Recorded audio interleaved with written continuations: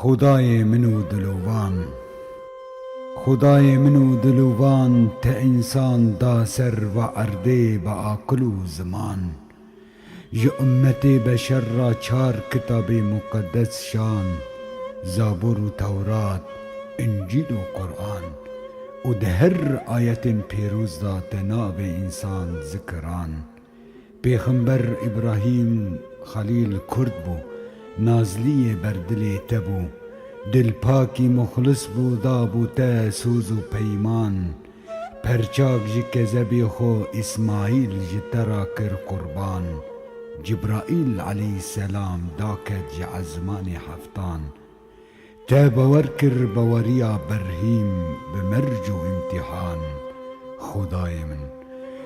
خدای من و دلوان، ام گلی پیروزن لهر درکی ما آوا کر جین و جیان. چما ام گلی کرد پیریشانن هیرو بی ولات مان. خدای من تدای سر ملی کردا باری گران. ما حیا کینگی بمینن بیر بر وطان. ما دیروکا تاری بخونا شهیدان نبیسان.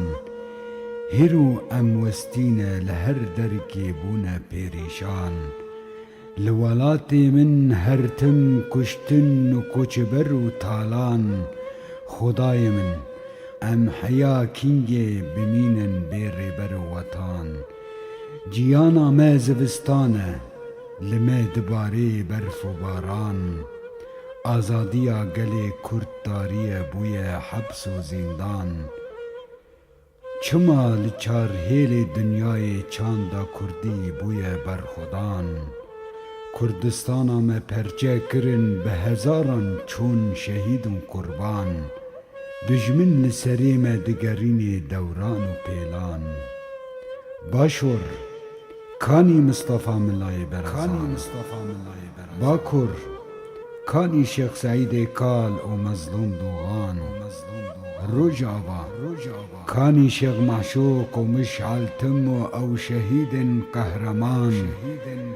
رجهلات میدانا چارچران قادی و محمد و حوال ولاد پارز لدار بدان. خدای من ام فقیر تنه امی کینگی رابن سر پیان. لهر درکی رزگار بن بکن شاهی و دیلان. دنو ولات دنیای داوی چما تنبی ولات من کردستان. باوریا من قبول بک خدای منو دل